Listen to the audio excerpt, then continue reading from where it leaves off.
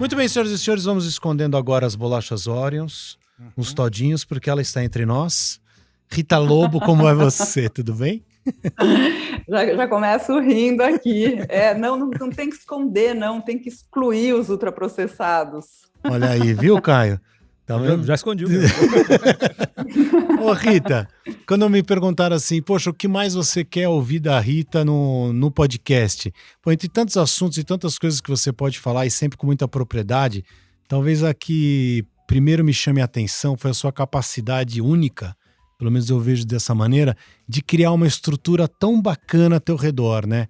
Quer dizer, e aí eu queria que você compartilhasse com a gente, você da paixão por cozinhar até criar uma editora, que é o Panelinha, até criar um programa, a produtora e tudo isso, assim.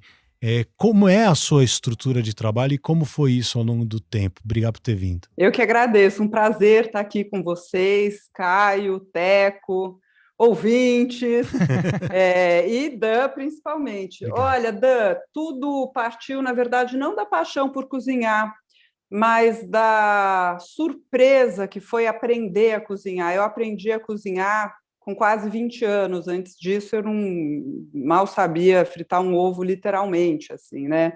Tinha uma receita que eu sabia fazer, que era um bolinho, um rocambole, que minha avó me ensinou, e, enfim, e daí, quando eu tinha lá quase 20 anos, eu entendi que eu não sabia cozinhar, e, em função disso, eu fui fazer um curso de culinária, e em Nova York, claro, porque eu também não sou boba nem nada. Você era modelo, Você né? era modelo, você estava lá, provavelmente. Não estava. Eu, quando fiz... Eu, dos 15 aos 18 anos, trabalhei como se fosse, assim, um summer job como modelo, né? Então, quando eu fiz 18 anos, eu falei, acabou, encerrei aqui a minha participação, agora eu vou pensar o que eu vou fazer quando crescer.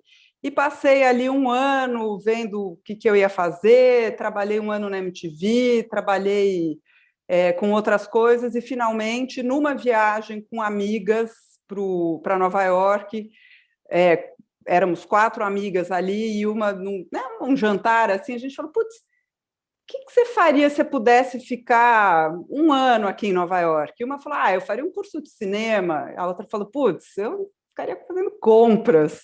A outra falou, acho que eu não queria ficar um ano aqui. Eu falei, putz, acho que eu faria um curso de culinária. Uhum. E aí essa amiga que falou que faria um curso de cinema, aí eu falei, mas o que impede a gente de ficar um ano aqui fazendo um curso? Vamos fazer isso. Muito bem. Fiz esse curso, fiquei fascinada e queria que todo mundo aprendesse a cozinhar. E, no fundo, é isso que me motiva até hoje, né? Eu continuo tentando convencer as pessoas a abrirem mão dos ultraprocessados e entrarem na cozinha para fazer comida de verdade. Tudo começou com o Panelinha, que é um site que hoje tem já fez 21 anos, né? E à medida em que o site... Eu fui entendendo ali que, na verdade, o meu negócio não era o site, era o assunto. E eu fui crescendo, não o site, mas crescendo o assunto. Então, daí eu parti para... O primeiro livro que eu fiz não foi com a minha editora, foi com uma editora. Só que eu entendi que eu trabalhei tanto ali no lugar de outras pessoas, que eu falei, eu posso fazer isso aqui sozinha, deixa eu ver o que eu consigo fazer. Tentei fazer uma editora, descobri que, na verdade, o meu negócio é fazer o conteúdo e não a comercialização dos livros. Então, a gente hoje é parceiro do Senac, a editora Panelinha publica livros, não só meus, mas de outros autores também, em parceria com o Senac, que faz a parte da comercialização e distribuição. O primeiro projeto que eu fiz na televisão, né, o Cozinha Prática, a primeira temporada, eu não estava produzindo, mas eu também vi que eu podia produzir aquilo, que não tinha motivo para outra produtora fazer, e eu tinha um tipo de conhecimento que eles não tinham, e o que eles tinham de conhecimento eu conseguia contratar. Então, aí eu montei a produtora. E assim foi com as outras coisas, e o que tudo tem em comum é que todos os meus projetos, seja marca de produtos de mesa, seja a loja Panelinha, que é em parceria com a Amazon, seja produtor, editor, o próprio site, o podcast, o Cadê a Receita, Rita Lobo? Sempre a motivação é levar as pessoas para a cozinha, para que elas tenham não só uma alimentação melhor, mas uma vida melhor, né? Então, eu acho que é isso que os meus, digamos assim, as áreas do Panelinha têm em comum. Começa de uma paixão, né? Essa minha paixão justamente por levar as pessoas para a cozinha, e aí eu vou, enfim, é isso que eu te falei, o que eu não sei fazer, eu contrato gente que sabe. É mais ou menos isso. Sabe que eu quero dar 2 informações, né? A Rita, além de ser ultra gente boa e, enfim, uma lenda no que faz, muito bonita. Mais bonita do que a Rita é a mãe dela, que me deu aula. É mesmo? A mulher mais bonita que eu já vi na vida. Me dava aula do quê? Me deu aula de sociologia. Oh, você fez aula de sociologia? Não, a faculdade me impunha isso, mas foi com a mãe da Rita. E eu vou te falar uma coisa, ninguém chega às 7h30 da manhã naquela elegância que é mãe de Rita Lobo. Então, quando vocês olharem a Rita Lobo, saibam que isso é trabalho genético duro da sua mãe. Minha mãe é impecável mesmo, e não só do lado de fora, ela é muito elegante, é uma mulher fantástica. Ela dá aula na administração da PUC, e diz que o Teco foi um aluno... Mediano. Não pode ter sido mais do que isso. Um aluno... Mediano ou esforçado. São os únicos 2 adjetivos que eu ganhei na minha vida toda. Ô Rita, quando você era modelo, você já tinha essa visão empresarial que te carrega? Você ganhava em moedas diferentes, fazia viagens, ia para Tóquio, Nova York, acho que ganhava bem para a idade... Como é que era essa vida pré-Panelinha ali, já nos negócios? Ali o negócio é o seguinte, eu sempre tive um desejo assim, por ter liberdade, e eu sabia que liberdade começa com liberdade econômica. Você tem pouca chance assim, de poder falar. Liberdade, inclusive, tem a ver com poder falar não. Perfeito. Né? Não é só fazer o que você quer, é poder não fazer outras coisas, né? E, na verdade, eu fui trabalhar um pouco para ganhar dinheiro, mas principalmente porque eu queria viajar. Eu gostava muito de viajar, e quando você tem 15, 16, 17 anos, acho que a única coisa que você viaja tanto é trabalhando como modelo. E que foi, enfim, não foi uma coisa que eu escolhi, foi uma coisa que apareceu, e eu usei isso, né, bem como oportunidade, e logo de cara tive contato com uma coisa chamada moeda forte. É isso. E aí você vai aprendendo, né? Você vai aprendendo. Oi, Rita, prazer em conhecer você aqui. Eu tenho uma pergunta para você, é a seguinte, uma pergunta que a gente fez também para o nosso primeiro convidado aqui, que é o Alex Atala também, então seu companheiro aí de profissão aí como chefe, né? O trabalho de um chefe, o cozinheiro, é um trabalho de criatividade, né? Você está criando e pensando em coisas novas, né? E como é que você concilia esse lado criativo com o seu lado mulher de negócios, né? Como é que é mudar essa chavinha, né? De pensar, olha, como é que eu vou criar agora um novo conteúdo, né? Ligado a receitas com... Deixa eu ver como é que foi o fechamento do mês, deixa eu ver se as contas aqui, se deu lucro, deu prejuízo. Como é que são esses 2 lados da Rita aí, trabalhando juntos? Eu acho que assim, o meu trabalho, apesar de eu ter essa formação de chefe, é bem distante desse trabalho autoral, de criar receitas. O meu trabalho é bem distante disso. Ele, no fundo, é de entender como é que as pessoas se alimentam, o que elas gostam e não gostam de comer, como é que eu ensino, como é que eu provoco as pessoas para entrarem na cozinha. O Teco abre mão do achocolatado dele para tomar leite com chocolate em pó, né? Como é que eu faço para estimular as pessoas a virarem a chavinha justamente da alimentação, e tem menos a ver com criatividade. Inclusive, as minhas receitas, elas não são criação, elas são, eu ensino a fazer arroz, feijão, como fazer um bife que não fique parecendo sola de sapato, para quem não come carne, o que tem de opção que seja rico em proteína, né? O próprio arroz e feijão. Agora, eu sou uma pessoa extremamente insatisfeita e inquieta, né? Então, eu acho que isso é uma característica do empreendedor. Sim. Né? Assim, eu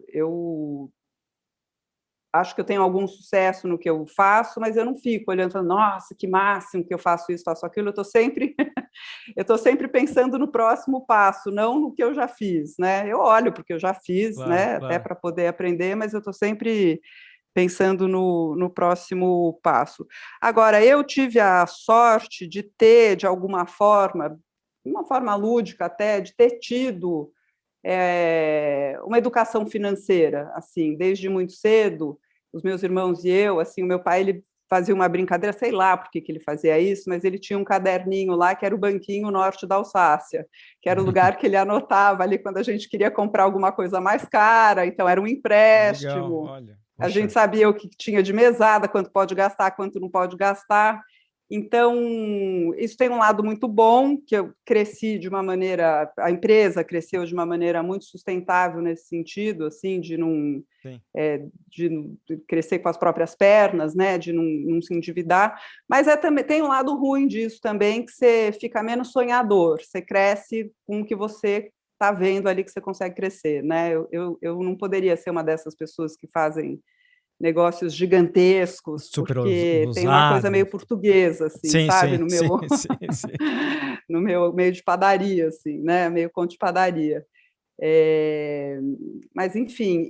E aí, imagino que no seu lado, desculpa te interromper, porque também é um tema que a gente sempre aborda aqui com os convidados, no seu lado pessoal também, das suas finanças pessoais, a sua grana na pessoa física, também você é uma pessoa conservadora também em lidar com o teu dinheiro? Eu não exatamente conservadora, eu sou mão de vaca, é diferente. São coisas diferentes. Assim, eu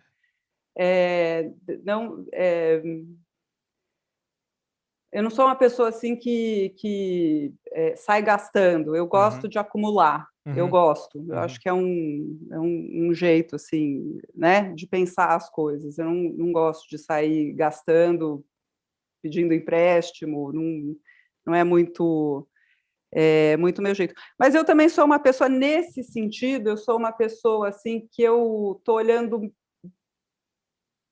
menos para os bens materiais, e mais para o que eu estou produzindo, assim, sabe? Eu sou muito... Eu ouço muito o meu coração no sentido das coisas que eu quero fazer, e eu quero fazer muitas coisas, gosto de fazer as coisas, gosto de trabalhar, e aprendi que um medo que muita gente tem, que é morrer de fome, ir para debaixo da ponte, coisa e tal, né? Eu acho que todo mundo passa por isso, assim, cara, né? Todo mundo passa por isso. Eu aprendi que isso muito dificilmente vai acontecer comigo, porque eu sempre tenho muito trabalho. Então, assim, eu não sou exatamente conservadora. Se você falar, qual é o seu perfil de investidor? Não é um perfil conservador, mas eu sou mão de vaca, não gosto de rasgar dinheiro. Ô Rita, ser mão de vaca tem a ver com essa decisão que você estava falando antes sobre... tem uma produtora, você percebe que consegue produzir isso, você chama para si. Isso é um jeito de ter liberdade, de não depender de ninguém? Ou também é um jeito que você sacou do tipo, pô, eu posso fazer tudo isso aqui, dar o preço final e é um negócio melhor para todo mundo? Acho que tem as duas coisas. Tem um que eu gosto de dizer como as coisas têm que ser feitas e gosto de ser a pessoa que aprova. Eu não gosto que os outros me digam como tem que ser feito, né? Tem isso. E dois, que é um negócio melhor você produzir o seu conteúdo do que você ter ali um cachê, né? Você teve dificuldades de se... Acho que não, né? Mas dificuldades de se perceber, de, por exemplo, entender isso a seu respeito. Cara, eu sou a pessoa, eu gosto de dar a palavra final. Você teve dificuldades de perceber como você era e colocar isso em prática no trabalho, ou nunca foi uma dificuldade para você? Porque me parece que nunca foi. Não foi, não foi nem um pouco. Mas eu tenho um jeito de fazer as coisas. Todo mundo que trabalha comigo brinca que eu não digo o que tem que fazer, eu pergunto para a pessoa. Você não acha que ficaria melhor se você fizesse? Você dá uma dica. Eu já entendi. Ok, na linguagem da Rita tem que refazer. Saquei, beleza, pode deixar. Tá. Você teve uma história também, eu me lembro de já ter te perguntado isso, mas não me lembro se eu confundi. Mas tinha um restaurante maravilhoso que era seu, ali na José Maria Lisboa. Você teve essa carreira de empreendedora de restaurante, né? Eu voltei desse curso aí em 96 para o Brasil, ou 96, eu acho. Éramos tão jovens. Éramos todos. Éramos tão jovens. E aí, eu tinha feito esse curso, não porque eu não queria trabalhar com comida, eu fui fazer um curso para aprender a cozinhar, porque eu achava que isso ia ser uma habilidade importante na vida adulta ali também. Acho que tem a ver com isso, com essa independência também, não querer depender de ninguém ali, né, assim, poder ter essa autonomia. E aí eu fiquei um ano meio assim, vendo o que eu ia fazer. Eu comecei a escrever para a Folha, comecei a escrever uma coluna de receitas, e aí saquei que falei, putz, se eu quiser trabalhar com comida, eu vi nos Estados Unidos que existia um mercado editorial em torno da cozinha, que era uma coisa grande, já tinha TV Food Network, já tinha assim, você entrava lembra quando tinha a livraria, as mega livrarias? Sim. Você entrava na Barnes Noble, tinha uma seção gigantesca de livro de gastronomia, culinária, tinha as TV personalities, que era uma coisa que, né, assim, no Brasil a gente não tinha assim, cozinha era coisa de dona de casa, uma coisa que era considerada assim menor, inferior, uma coisa, né? Então eu sabia que em algum momento haveria esse mercado e modestamente acho que eu ajudei a compor esse modelo no Brasil, sabe? Acho que né, são mais de 20 anos trabalhando com isso. Não, acho você que quando chegou aí só tinha mato, né? Só tinha mato. Você é referência para isso tudo, pô. Eu fiquei ali num momento em hiato ali entre uma coisa, né, assim, que eu vislumbrava, mas um mercado que ainda não existia, e eu ali escrevendo uma coluna que não pagava as minhas contas.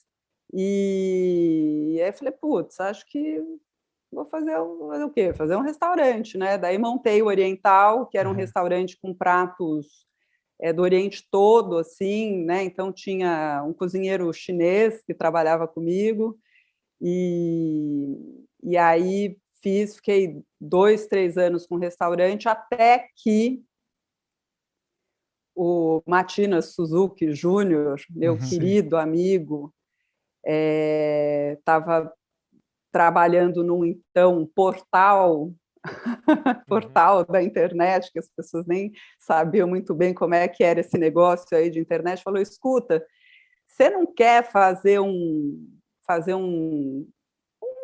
site de gastronomia, assim, com indicação de restaurante, coisa e tal? Eu falei, site vem a ser o quê? Mas espera aí, deixa eu ver que eu já te respondo, deixa eu ver. Eu falei, Matinas, não, um negócio de assim, que tem a dica de restaurante, eu não tenho muito esse interesse. Agora, se vocês quiserem um site de receitas, eu estou dentro, quero fazer. Vamos ver se faz sentido, coisa e tal. Fez sentido para todo mundo ali naquele momento, e um ano depois nasceu o Panelinha. Você já sabia o que queria ser exatamente, né? Sabia. Isso era muito claro para mim, que a minha ligação com comida tinha a ver com o universo doméstico, tinha a ver com uma coisa assim, de aproximar as pessoas dentro de casa, de fortalecer as relações através da comida, da mesa, tem uma importância da mesa. Era uma coisa instintiva minha, mas que hoje tem até explicação científica para todas essas coisas, né? A alimentação saudável ela tem a ver com os nutrientes, claro, mas tem a ver muito com o comportamento da casa. E tem a E ver a com mesa é gastar fundamental menos para isso. também, né? Desculpa te interromper.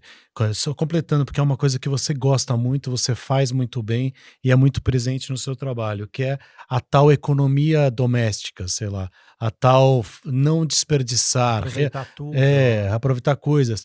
Isso veio do teu olhar, porque as pessoas, você foi percebendo que as pessoas desperdiçavam muito, ou veio da tua casa, só brincando com o fato de você ser mão de vaca, não sei se tem a ver com isso ou não, porque me parece, quer dizer, também poderíamos falar disso, que você se move por ideais, de maneira verdadeira, o que é muito bacana, porque ao longo da vida, muitas vezes a gente se torna cínico com os nossos sonhos, os nossos ideais, né?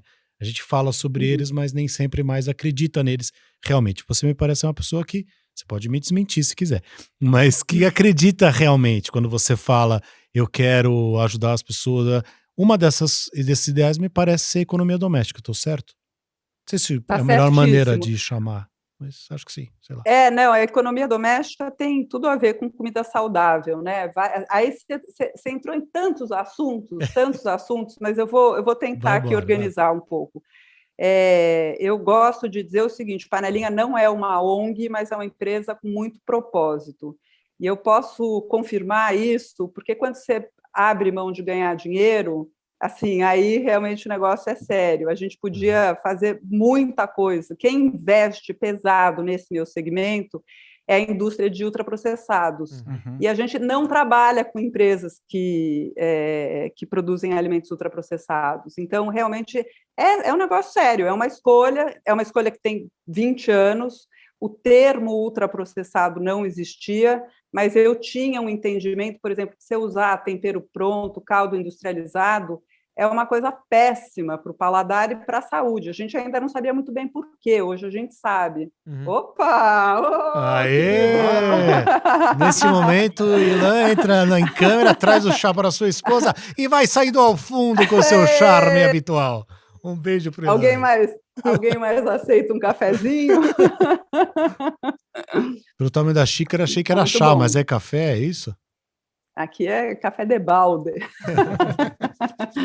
Poucos vícios, café é um deles. Eu sou assim também. Mas, enfim, estava te dizendo que quando você abre mão de ganhar dinheiro, eu acho que é um bom termômetro ali para dizer que realmente é uma empresa com um propósito. A gente não faz não tem anúncio no Panelinha, eu não faço merchan, não tem envolvimento comercial de espécie alguma com ultraprocessados, né?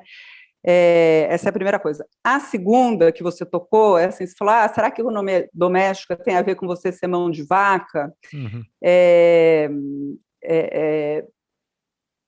Mais ou menos. Eu acho que tem a ver com sustentabilidade, assim, né? A gente fala tanto de sustentabilidade numa casa.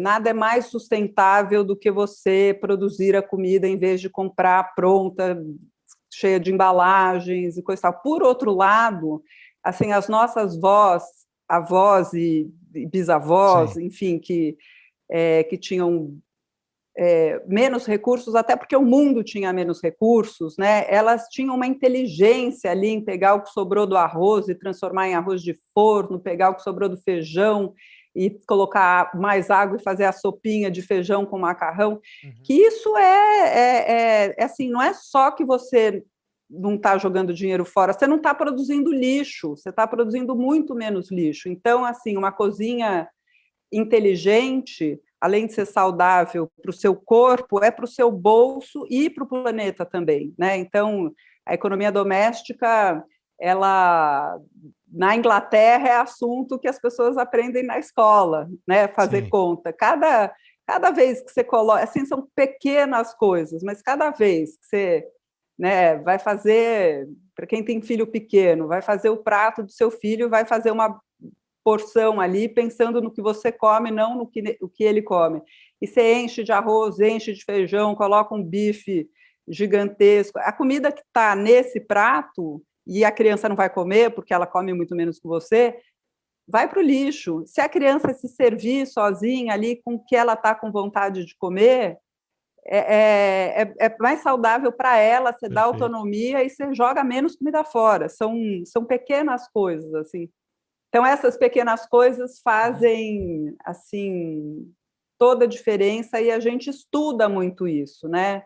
O brasileiro com menos recursos tem mais inteligência nesse sentido, né? Sim. Do que à medida em que a pessoa vai ganhando um dinheirinho a mais, começa a desperdiçar, começa a trocar o arroz com feijão pela lasanha congelada e acaba se perdendo um pouco no caminho, e a gente tenta lembrar as pessoas que não é à toa que a gente tem esses hábitos, que a gente tem uma dieta brasileira, né? A gente fala tanto da dieta mediterrânea quando a gente tem no Brasil uma dieta que, para quem mora no Brasil, é muito melhor, porque ela é feita à base dos alimentos que são abundantes aqui, né, nessa região.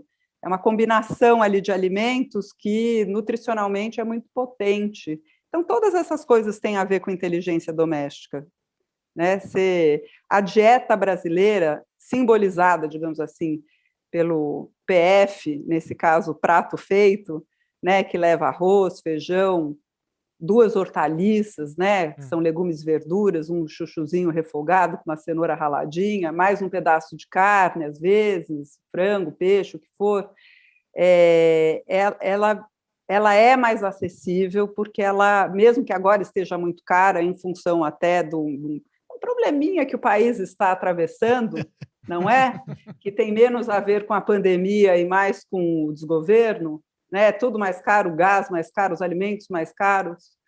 Mas, enfim, a nossa comida, ela é muito mais acessível para a gente do que se você for tentar reproduzir uma dieta de outro lugar que tem a quinoa, chia, goji berry, enfim, outras coisas que não fazem parte do nosso dia a dia. Essas outras coisas vão ser muito mais caras. Ô, Rita, por que tem que colocar sal na cebola quando a gente está refogando a cebola? Tem que colocar sal? Tem que colocar? Tem que colocar? Tem 2 motivos. Olá, eu vi o programa você veio com essa, dela, você veio com essa. eu acompanho. Peraí. Eu acompanho a Rita. Olha lá.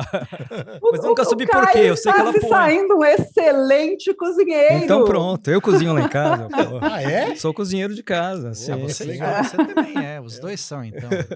Então explica para mim, pra gente. Bom, são 2 os motivos. O primeiro é que quando você coloca o sal em qualquer alimento que esteja cozinhando, seja refogando, especialmente refogando, o sal, ele meio que desidrata o alimento, então ele vai drenando o líquido da própria cebola, então com isso o processo fica mais rápido, você vai conseguir dourar a cebola, caramelizar, refogar mais rápido, então você já tempera ali, colocou o azeite, a cebola picadinha, vai mexendo para que ela cozinhe por igual e já coloca o sal para acelerar esse processo.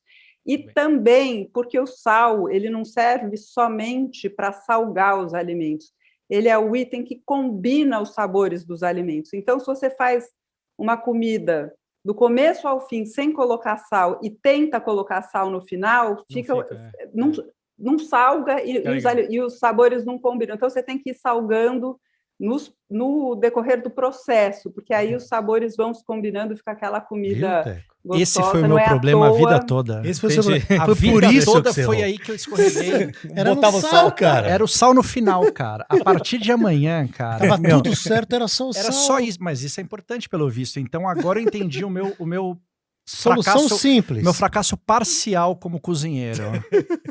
Ô, Teco, então a primeira coisa, tem cara de quem gosta de fazer macarrão. Não sei, posso estar errada. Vamos lá. Vamos. Eu gosto de fazer macarrão porque macarrão é simples, né? Assim, dentre as possibilidades é simples. Mas não é meu prato preferido nem de perto. Não? A água para macarrão tem que ser salgada como o mar. Essa é a primeira coisa. Então, Muito desde sal. a água, você já começa Água salgando. salgada. Você bota ali para cada 2,5 litros de água, você coloca 1 colher de sopa de sal. Tem que ser salgada como o mar. Essa é a proporção. E aí, nas suas outras preparações, eu não sei quais são os pratos que você gosta de fazer. Nossa, inúmeros. Nenhum gosta de comer, mas não gosta de cozinhar. Você vai sempre temperando aos pouquinhos, colocando sal. Não, é verdade. Isso vai Não, essa dica é ótima. Tô falando sério, maravilhosa a dica mesmo. Faz todo sentido o que você está falando.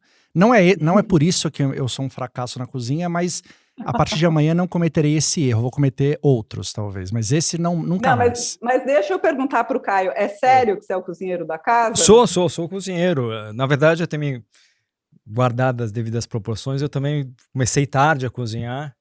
Eu tenho uma memória, minha avó materna era grande cozinheira, minha mãe era uma grande cozinheira, mas eu nunca cozinhei como jovem. Mas já uma vez casado, minha mulher não cozinha nada, nem um ovo frito. Comecei a cozinhar em casa e ganhei.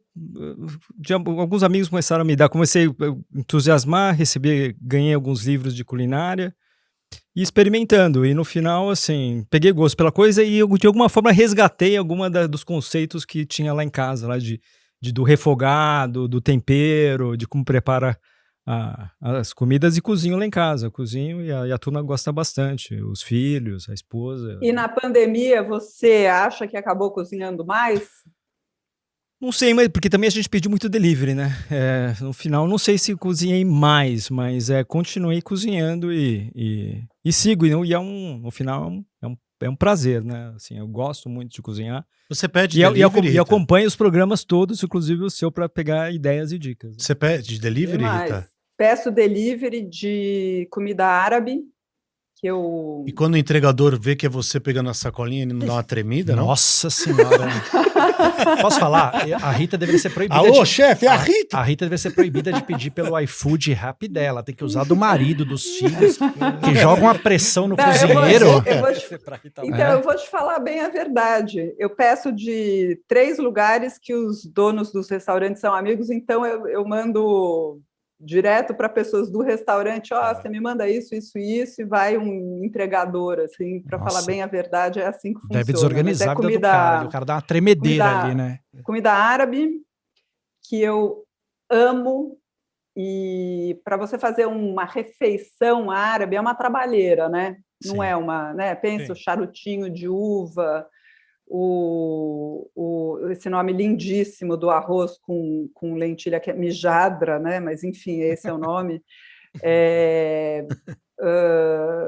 Michui, quibe, esfirra, enfim, eu teria que passar o dia ali para preparar uma coisa que, né? Então, comida árabe eu gosto de pedir.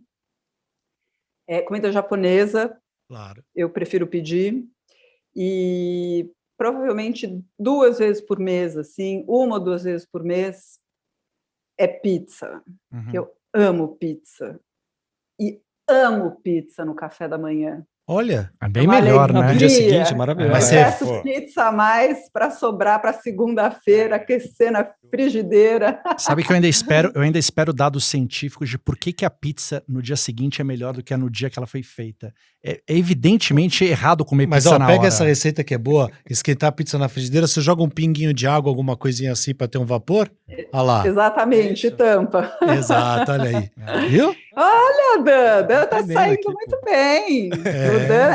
O Dan, esse período aí, entrou na cozinha, na marcenaria, foi para o campo. O Rodrigo Hilbert só chegou lá porque o Dan não quer divulgar o que ele faz. O Dan é muito maior que o Rodrigo Hilbert, cara. Mas muito maior.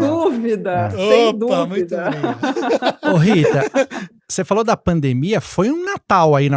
A impressão que se tem é que foi um verdadeiro Natal para você, por exemplo, que prega cozinhar em casa, né? Todo mundo preso, as pessoas foram para a cozinha por bem ou por mal, ou tô enganado, assim?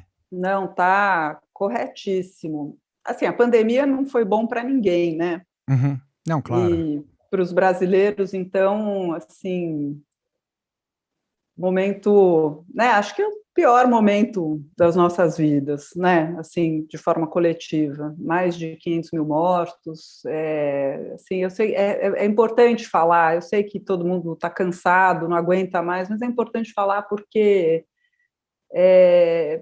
assim, todo mundo ficou abalado. Eu não sei vocês o tanto, assim, mas eu teve momentos assim que eu praticamente chorava todos os dias, sabe? Assim, uma coisa muito deprimente a gente vê o nosso país sendo devastado dessa maneira, né? Assim, é uma dor horrorosa, assim, é um país que fica enlutado, e mesmo pessoas que continuaram trabalhando e bem, a família bem, é o meu caso, a minha família está muito bem, assim, você tem até a dor da culpa, porque assim, tem um limite do que você pode fazer, assim, para, né? Claro que todo mundo tem, por um lado, assim, aconteceu esse desastre em função desse desgoverno, né, corrupto, querendo lucrar em cima da vacina, sem uma visão macro ali do que estava acontecendo, sem entender o tamanho do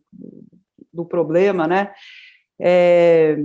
Mas, enfim, por outro lado, a gente viu também que tem uma coisa de solidariedade dos brasileiros que foi muito bonita, né? O que tem agora, recentemente, por exemplo, a gente, a pedido do público, acabou fazendo um guia de marmitas solidárias. Quem quer cozinhar a mais e distribuir, porque, assim, as ruas estão... As pessoas estão morando na rua, Sim. as pessoas estão passando fome. Você tem, assim, uma quantidade gigantesca de pessoas passando fome no país. E tem, assim, não é... Tem gente que tem essa chamada insegurança alimentar, ela tem 3 níveis. Tem um nível que é assim: primeiro, a pessoa começa a se alimentar pior, né? Então, assim, o cara que comia ali um frango uma vez por semana começa a comer salsicha uma vez por semana. Piora a qualidade da alimentação. Depois, é quando, que é a segunda fase, começa a diminuir mesmo. O cara faz um prato menorzinho para sobrar um pouco mais para o filho. E o terceiro nível, que é o pior, que é a desgraça total e que tem muita gente passando fome no Brasil, é quando as crianças da casa não têm o que comer, sabe? Então, assim, não dá para dizer que a pandemia seja boa, mas o assunto alimentação virou pauta, né? Nas casas, nas redes sociais, em todos os lugares, e se tem uma coisa positiva é que muita gente descobriu que cozinhar não é um bicho de 7 cabeças, que era mentira que você não precisa cozinhar, que você pode viver de macarrão instantâneo, pratos prontos, congelados, né, os chamados ultraprocessados. As pessoas que, no início, né, começaram a macarrão instantâneo num dia, nuggets no outro, pipoca no outro, começar fisicamente, você vê que não funciona, não dá conta. Então, as pessoas foram para a cozinha. Quem mora sozinho, os casais, e as famílias, especialmente as com crianças em idade escolar, então, redescobriram o arroz com feijão. Porque o arroz com feijão, ele organiza a vida. Assim, você não tem que ficar quebrando a cabeça, o que vai ser o cardápio. É arroz, feijão, 2 hortaliças e um pedaço de carne para quem come. E se não tiver carne também, tudo bem, porque juntos o arroz e o feijão, eles formam... isso é uma coisa muito interessante. Uma proteína, ela tem 20 aminoácidos. O feijão tem 19. E o arroz, que muita gente fala, é uma caloria vazia, etc. e tal, tem um aminoácido que falta no feijão. Juntos, eles são uma fonte de proteína fantástica. Então, a gente nem precisa... Em tese, né? Não é que não precisa comer carne quando come arroz com feijão. Mas, enfim, em termos de audiência, o Panelinha chegou a dobrar de tamanho, o programa de televisão ficou algo como 60%, 70% maior. Os livros, o mercado editorial no Brasil, ele não cresce, né? Ele cai, até em função da crise das livrarias, e não só, enfim, é uma tendência mesmo, o mercado editorial ele vem caindo.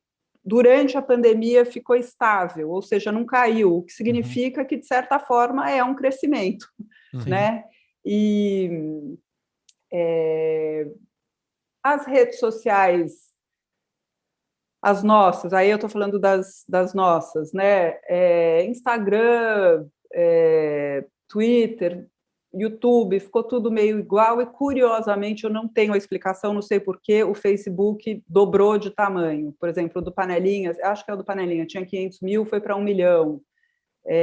O meu Instagram tinha 1,5 milhão, foi para 1.700.000, quer dizer, não é um crescimento gigante, mas tudo cresceu um pouco.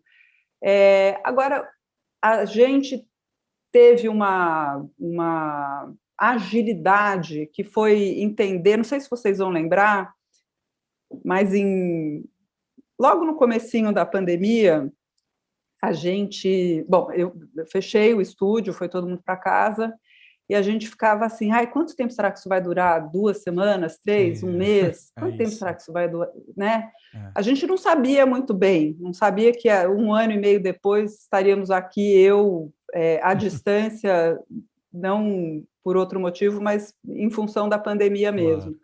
Mas a gente muito rapidamente entendeu que as pessoas iam para casa e não iam saber se virar na cozinha. Isso era Então, só que a gente faz isso há 20 anos. Então, a gente só reembalou o que a gente tinha e fez um especial para auxiliar as pessoas que iam precisar dar conta das refeições em casa. E, por outro lado, a minha família, que é maravilhosa, meu marido, meu filho... Daí teve uma coincidência. Eu tenho um filho que agora tem 19 anos, mas ele, naquele período... Ele estava entre... A faculdade dele só começaria em setembro, então ele estava à toa na vida, e não foi o meu amor que chamou, foi a mamãe que me chamou. E a gente gravou em casa uma série chamada Rita, Help, me ensina a cozinhar, que foram 30 episódios que estão disponíveis no canal Panelinha no YouTube, que ensinava desde fazer arroz, reaproveitar as sobras do arroz, cozinhar mais para não ter que cozinhar do zero em todas as refeições, a mesma coisa com feijão, hortaliças, como cozinhar além do refogadinho, né? Porque brasileiro não tem muito hábito, por exemplo, de assar ou grelhar legumes, verduras, mas a gente pode, fica uma delícia. Então, são 30 episódios ensinando o básico do dia a dia para a pessoa conseguir manter uma alimentação saudável, saborosa e que caiba no bolso, né? Mas então, só por curiosidade, então você alimenta o seu programa no GNT, né? Você alimenta o teu programa, o teu canal do YouTube, o que nada, entre aspas, tem a ver com o GNT, e os livros. Tudo isso vai sendo desenvolvido ao mesmo tempo. Os livros e o site, o Panelinha. Isso. O coração de tudo é o site Panelinha. Então é trabalho que não acaba mais. Agora, mais recentemente, a gente lançou a Escola Panelinha.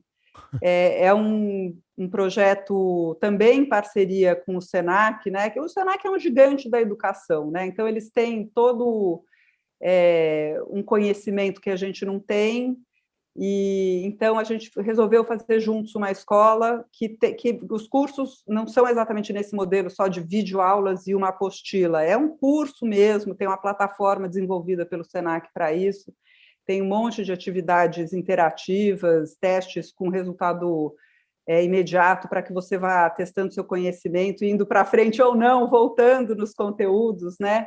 Então, a Escola Panelinha, a gente trabalhou 2 anos antes de lançar, e coincidiu agora na pandemia, que também virou uma tendência, né? Os cursos de EAD, de educação à distância, mas a gente já estava se planejando para lançar a escola há algum tempo, e a gente lançou os 2 primeiros cursos bem recentemente. Nesses 2, pelo menos a professora sou eu. E então a gente desenvolve também esses conteúdos.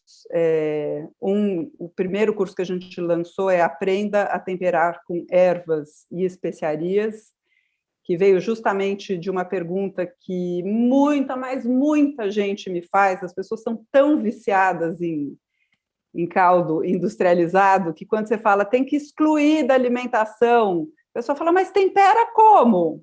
Então, a resposta é com ervas, especiarias e o sal, né, Teco? O sal em todas as etapas do... Esse erro eu não cometo, não. Do cozimento. Das ervas e especiarias, você não comete? Não, eu não cometo, porque não sou eu que faço, então a pessoa já está orientada a seguir esse procedimento. Ô Rita, eu tenho uma curiosidade, vai mais uma, só para te provocar um pouquinho em relação a isso. Você estava falando do governo agora há pouco. Você pensa, entre aspas, na sua pessoa jurídica, quando você faz comentários públicos ou se manifesta publicamente? É algo que te preocupa? Ah, esse comentário pode... Vou usar até uma frase da minha mãe. Minha mãe sempre fala isso pra mim. Isso vai te fazer bem, meu filho? Isso vai te fazer mal, né? Digo assim, como imagem pública, como retorno comercial de alguma maneira, apesar de você ter deixado, inclusive, bastante claro os teus limites comerciais, ou você acha que, de alguma maneira, quanto mais autêntica você é, quanto menos diferença tem entre a sua pessoa física e a sua pessoa jurídica, melhor, porque, de alguma maneira, é só assim que você consegue viver? Não, eu penso sim, inclusive é mais recente, assim, eu me manifestar politicamente, não é nem politicamente, porque não é uma questão partidária, eu não estou fazendo campanha para ninguém, não Claro. não é uma questão partidária. Eu acho que a minha pessoa pública é um recorte do que eu sou, né? Assim, e muita gente nem sabe esse meu lado mais empresário, nem se dá conta ali, acha que eu sou uma ex-modelo que virou apresentadora de TV e ponto, e beleza também. Claro, à medida que a pessoa vai conhecendo o trabalho, vai vendo, nossa, tem um site, nossa, tem editora, nossa, como que ela dá conta de fazer tudo isso? Nossa, tem uma equipe, nossa, tem um estúdio, nossa, né, assim, Não, você é a única, eu falava isso, desculpa te interromper, mas falava isso pro Caio antes de começar. Eu acho, eu não sei porque eu não conheço o detalhe de todo mundo, mas eu acho que você é a única que entre aspas, né, claro, é o produto do que... Você é tudo, né? Você é o veículo e a mensagem, você podia né? falar isso mais uma vez para ficar gravado, porque eu quero usar com os meus filhos quando eles começarem a me encher a paciência. Eu queria ter a sua voz falando, você é tudo, né? Você é tudo. É que nem você falou, é que você falou de mim, do Rodrigo Hilbert, aí eu quis dar uma retribuída. Valeu, Dan, obrigada, te agradeço muito. Não, mas de tem uma verdade, coisa. né? Não, eu entendi o que você está dizendo, é o seguinte: é porque eu tenho veículo, que é o Panelinha, e eu também sou. Você é Em dona de si termos de mesmo e no mercado, sentido em amplo. termos de mercado, o mercado me enxerga como influencer e eu me enxergo como desinfluencer, né? Que eu fico falando. Mas a sua pergunta é: você pensa no business quando você começa a falar as coisas que você Qualquer fala coisa, no né? Eu dei exemplo do Twitter, né? governo, E qualquer coisa e coisa. tal? Penso sim. Acho que há limites, mas eu acho que nesse momento as coisas ficaram tão graves no país que a gente tem que romper um pouco esses limites, mesmo em detrimento do negócio. Acho até que, como não é uma coisa assim minha, é um cenário tão abrangente, todo mundo não, mas muita gente está se posicionando, que vira uma coisa mais cotidiana até. Eu não acho que vá ferir o Panelinha, hoje, me posicionar politicamente. Mas, de todo jeito, eu acho assim, que tem uma... E eu não faço questão nenhuma de impor... Eu não faço questão nenhuma de impor nem o meu gosto pessoal pelos alimentos. Vou querer impor qualquer outra coisa? Vou querer que as pessoas gostem de pimentão? Eu não. Eu gosto de pimentão, estou feliz gostando de pimentão. Não, beleza. Nem eu acho que se expor a favor do governo não pode trazer vantagens ou desvantagens, ou contra. Eu acho que é questão de se expor e as pessoas saberem mais a seu respeito, que pode ser visto positivamente ou negativamente pelas marcas e pelas pessoas. Ô, Rita, o que você acha desses programas? Enfim, tem um monte de programa ali que ensina a cozinhar, mas tem uma coisa que ficou muito forte ultimamente, são as competições, né? Quer dizer, uns Masterchefs da vida, onde o cara te dá 1 hora, uma faca, uma cebola e quer que você faça um prato. E te xinga, e aí te chora, e aí o prato não fica bom, e aí a pessoa joga no chão, depois assim, esse universo de tratar a comida como competição, né, ajuda a disseminar a ideia ou mais atrapalha porque, enfim, gera uma outra... Ou nem ajuda nem atrapalha. Ou nem ajuda nem atrapalha. Não, eu acho que ajuda, sim. Eu acho que comida vira assunto, acho positivo.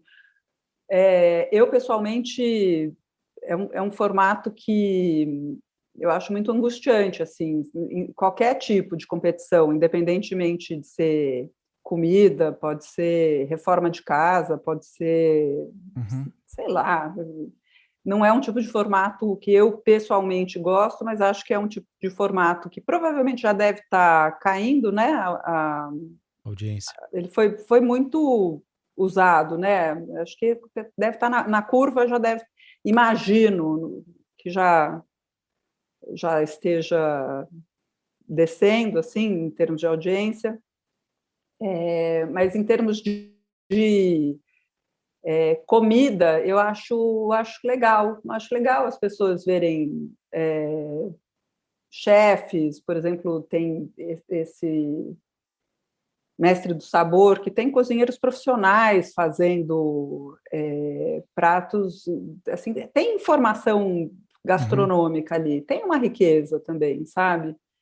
Tem aquele então, mineiro, em né, termos o de Paixão, comida, eu acho isso que faz positivo. o Paixão, que eu não lembro. Léo Paixão. Eles, cara, têm um Instagram muito bom com as receitas, cara. A gente fez o pão de queijo dele. O pão de queijo dele é fantástico, né? 3 ingredientes, aquilo lá Então, muda a vida. Ele é bem bom.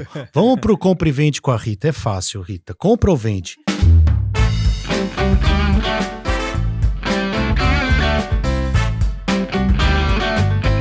Compra ou vende? Vou começar com um assunto muito, como é que se fala assim? Muito particular entre nós dois. Compra e vende. Repolho. Eu compro! Eu vendo Por total. que você não gosta? Detesto repolho. A Rita, eu fiz um podcast dela, ela tentando me provar que repolho é bom. Não consegui, mas tudo bem. Nutella. Eu vendo, né? Nem vendo nem compro, não pode? Não pode não ter nem vende nem compra. Eu ensino a fazer a versão caseira sem conservantes. Tem um site Nutella? Panelinha. Opa, boa dica. Pô, mas Nutella não pode, Rita? É ultraprocessada. Não, sério. A cara de tristeza do Teco, olha lá. Ô, Teco, poder pode, mas não deve. Por Keila, você há de me perguntar. E eu te respondo, porque você está consumindo ali uma quantidade de açúcar que não faz o menor sentido, entendeu? Basicamente é por isso. Agora, se é o único doce que você consome ali... Não é. Evidentemente tá não longe de ser o único. Seguimos, micro-ondas. Compro. Sim? Azeite trufado. Azeite trufado. E sal do Himalaia. Nossa, vendo fácil. Bitcoin. Compro.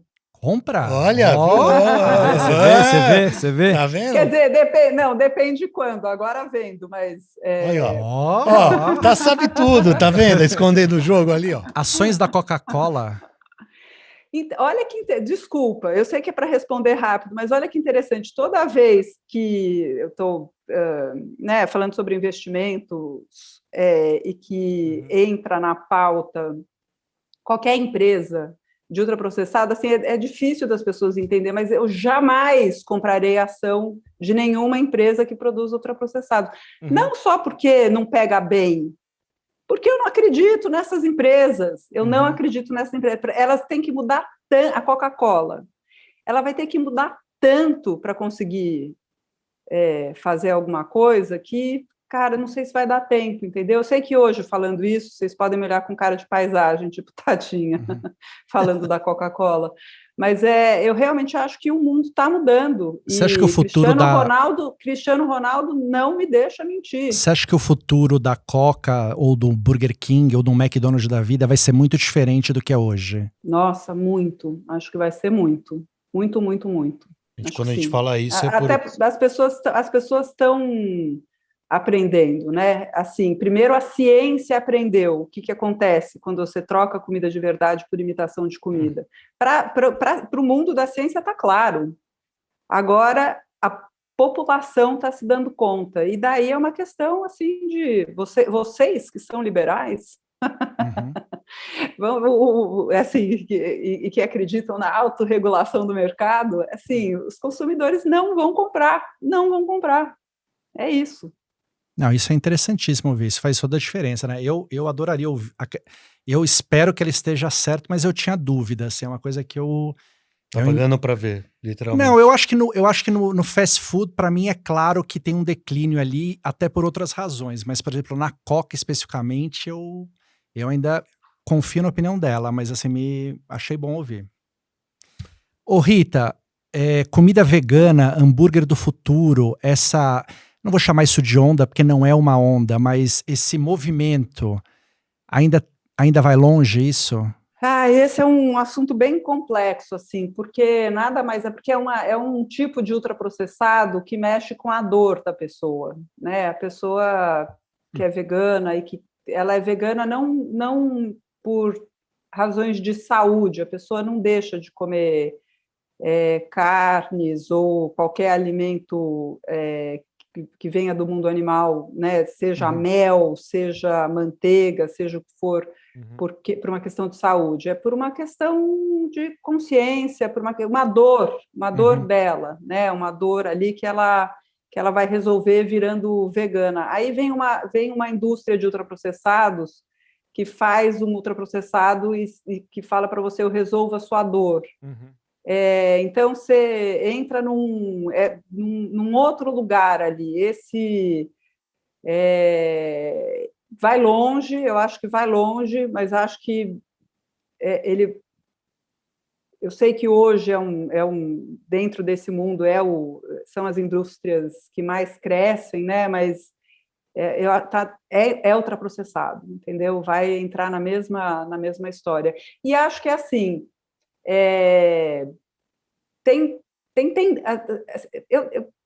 Há mais de 20 anos eu vejo como é que é a relação das pessoas com comida, sabe? Eu vi todas as modas, eu estou olhando assim de camarote assim, a relação das pessoas. Claro que tem um recorte ali que é olhando muito profundamente os hábitos alimentares de um determinado público, mas querendo ou não, são mais de 6 milhões de pessoas ali que acessam o Panelinha. Então, a gente está realmente olhando um recorte importante ali, né? E as pessoas, elas não porque elas, assim, as pessoas são muitos bilhões de dólares sendo investidos em propaganda, publicidade, para você, ora, cortar a gordura e o mundo vira fat-free, ora, cortar o açúcar e todos os produtos são sugar-free, ora, cortar o glúten e tudo vira sem glúten, ora, cortar a lactose, ora, virar vegano. Eu não estou dizendo que isso seja um modismo e que tem pessoas que vão continuar veganas, mas eu acho que a gente está num boom do veganismo que não vai continuar igual. E o grande problema, assim, quando as pessoas falam... Porque você fica imaginando o seguinte, olha, é injusto, não pode comer carne, não pode comer... Pensa na criança da escola pública, que a única refeição dela é aquela do almoço, da merenda. Você quer que essa criança seja vegana? Porque todo mundo tem que ser vegano para funcionar. Você quer que essa criança seja vegana? Porque quem é vegano, geralmente, tem que tomar suplementos alimentares, etc. E tal. Você acha que essa criança vai tomar esses suplementos? Então, assim, acho que a gente está num momento, assim, numa euforia, e daqui a pouco a gente chega num outro lugar. Qual é esse outro lugar? Eu tenho as minhas teses, mas só o futuro dirá. Falando em futuro, senhoras e senhores, estamos na rodada final, porque o nosso tempo está se extinguindo. Vamos, Caio, vai na sua última aí, por favor. Não, mas a gente não teve 7-1 essa semana? Podemos ter. O 7-1 da semana. Gol da Alemanha! Qual foi o seu 7-1 Mas é um da 7-1 semana? rápido, na verdade Tá bom, é um 7-1 da semana passada. Como eu estava fora, estava longe, não compartilhei com vocês. Mas na semana passada foi divulgado, Rita, o ranking dos bilionários brasileiros.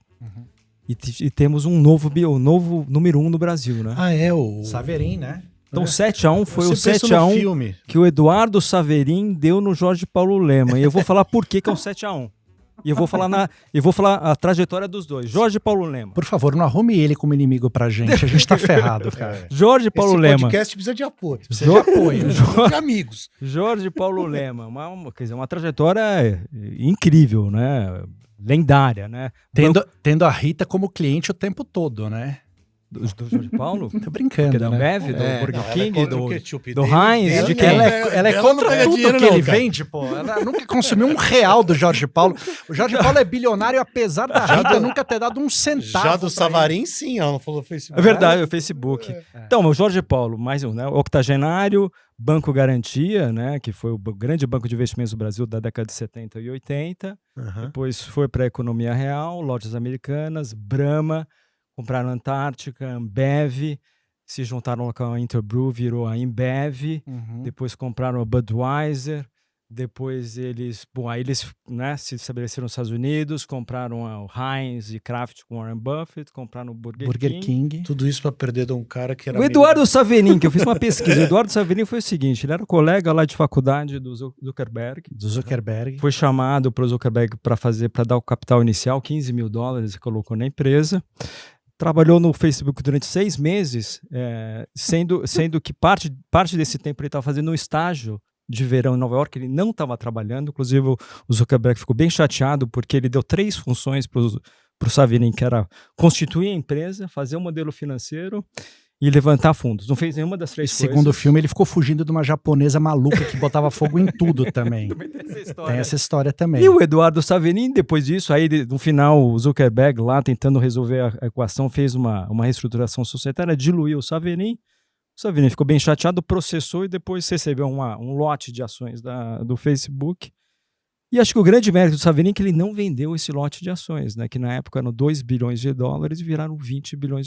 Então foi um 7-1 que o Saverin deu no Jorge Paulo Lemann, em 3 meses de ocupação lá no Facebook. Me espanta ele não ter vendido até hoje, nem que fosse por birra. Impressionante, exato.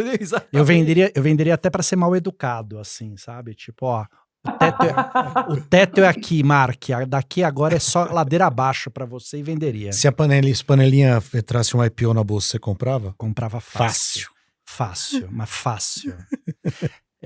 A Rita é a única pessoa. A Rita ganha dinheiro com livro. Uma pessoa que ganha dinheiro com livro, minha gente, é capaz de ganhar dinheiro com qualquer coisa. Cara. Você vai apostar contra alguém que ganha dinheiro com livro no Brasil? Não dá. Rita Lobo, muitíssimo obrigado, tá? Entre todas as coisas, tudo que a gente falou foi muito bacana, muito legal. Eu vou acabar só com fiquei pensando se eu vou acabar com uma brincadeira ou uma pergunta séria. Eu vou terminar com a pergunta séria, porque eu acho que cabe.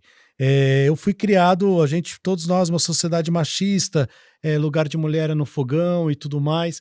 O seu trabalho tem ajudado, você cresceu nesse universo também, né? E o seu trabalho tem ajudado muito a mudar essa realidade. Ou é uma ilusão minha? Espero que não. Estou trabalhando justamente para que as pessoas entendam que a alimentação não é assunto de dona de casa, é da casa, de todos os adultos, inclusive dos adolescentes. A gente já teve essa conversa assim, da influência das nossas mães, né? Assim, eu tive uma educação absolutamente feminista. Eu fui criada exatamente como os meus 2 irmãos, né? Não tinha diferença assim de você pode isso, você deve aquilo, né? Então é sempre um susto para mim olhar o machismo, né? E sempre revoltante. E acho que muito do nosso trabalho no Panelinha, com o projeto Cozinha 4 Mãos, enfim, com as mensagens todas, né, de não estar me dirigindo à mulher e às pessoas, sim às pessoas, né, eu acho que é um pouco para deixar, e não só porque é mais justo, porque é mais gostoso também. Rita Lobo, muitíssimo obrigado, beijo do Elan aí em todo mundo, fique bem. Beijo, obrigado. Obrigada. Obrigado, beijo Rita. Vocês. Valeu. Essa foi a entrevista com a Rita Lobo, Luiz Gustavo Medina. Pois é, uma aula completa, né? Uma aula de empreendedorismo e de culinária, como sempre, né? Perfeitamente. Eu adoro a Rita. Para as pessoas que nos ouviram, para você que nos ouviu, gostou, não gostou, tem sugestões, tem críticas, tudo é bem-vindo. Escreva para nós. Fala. mesaquadrada@empiricus.com.br. Muito complicado, repita. mesaquadrada@empiricus.com.br. Escreve pra gente que a gente lê todos os e-mails que chegarem. Muito obrigado e até a próxima.